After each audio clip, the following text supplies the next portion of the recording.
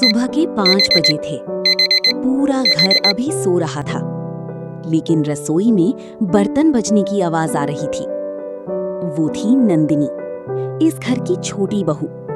एक हाथ से चाय बना रही थी, दूसरे हाथ से आटा गूंथ रही थी। उसकी आंखों में नींद से ज्यादा थकान थी। इस घर में सभी लोग थे, सास, ससुर, जेठानी और उसका पति अमन। लेकिन अगर इस घर में सबसे ज्यादा काम कोई करता था तो वो सिर्फ नंदिनी थी। वो सुबह सबसे पहले उठती और रात में सबसे आखिर में सोती। फिर भी घर में उसकी कोई अहमियत नहीं थी। रीमा, इस घर की बड़ी बहू, बाहर वालों के सामने बहुत अच्छी बनती थी, लेकिन घर के अंदर वो हर छोटी बात पर नंदिनी को ताने देती, उसे नीचा दिखाती। और नंदिनी हर बार चुप रह जाती, क्योंकि उसकी माँ ने उसे सिखाया था, रिश्ते लड़कर नहीं सहन करके निभाई जाते हैं। लेकिन एक दिन सब कुछ बदल गया। सुबह अचानक पूरे घर में हंगामा मच गया। दयानाथ जी की जरूरी फाइल गायब थी। पूरा परिवार परेशान था। तभी रीमा ने सबके सामने कहा, सुबह पापा जी के कमरे में सिर्फ नंदिनी गई थी। बस इतना सुनना था। पूरा घर नंदिनी पर शक करने लगा। कमला देवी की आंखों में गुस्सा था। अमन भी नंदिनी से नाराज हो गया। नंदिनी रोते हुए बस एक ही बात कहती रही, मैंने कुछ नहीं किया। लेकिन किसी ने उसकी बात नहीं सुनी। उस रात पूरा घर सो चुका था। नंदिनी पानी लेने नीचे आई। तभी उसे रीमा की आवाज सुनाई दी। वो किसी से फोन पर बात कर रही थी। और अगले ही पल नंदिनी की पैरों तली जमीन खिसक गई, क्योंकि रीमा कह रही थी, फाइल मैंने ही छुपाई थी, अब सबको लगेगा गलती नंदिनी की है। नंदिनी की आंखों में आंसू आ गई। उसे समझ नहीं आ रहा था कि आखिर रीमा उससे इतनी नफरत क्यों करती है।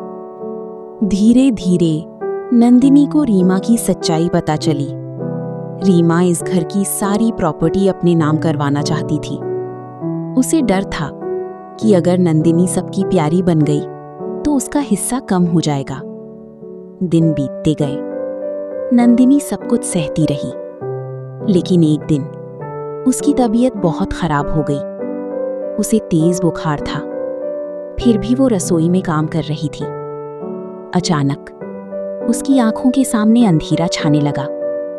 उसका शरीर लड़खड़ाया और वो जमीन पर गिर गई।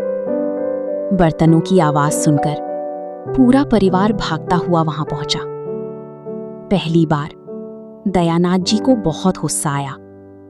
उन्होंने रीमा की तरफ देखकर जोर से कहा, बस बहुत हो गया रीमा। पूरा घर सन्न रह गया। फिर दयानाथ जी ने वो सच बताया जिसने सबको हिला दिया। उन्होंने कहा, जिस दिन फाइल गायब हुई थी, मैंने खुद रीमा को मेरे कमरे से निकलते देखा था।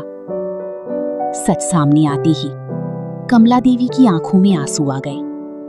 अमन को अपनी गलती का एहसास हुआ। उसे समझ आया कि उसने बिना सच जाने अपनी पत्नी को कितना दर्द दिया। वो नंदिनी के सामने हाथ जोड़कर खड़ा हो गया। लेकिन नंदिनी ने सिर्फ इतना कहा, गलती आपकी नहीं थी, मेरी चुप्पी थी। ये सुनकर घर में मौजूद हर इंसान की आंखें नम हो गई। लेकिन कहानी अभी खत्म नहीं हुई थी। धीरे धीरे रीमा का दर्द भी सबके सामने आया। उस पर बहुत बड़ा कर्ज था।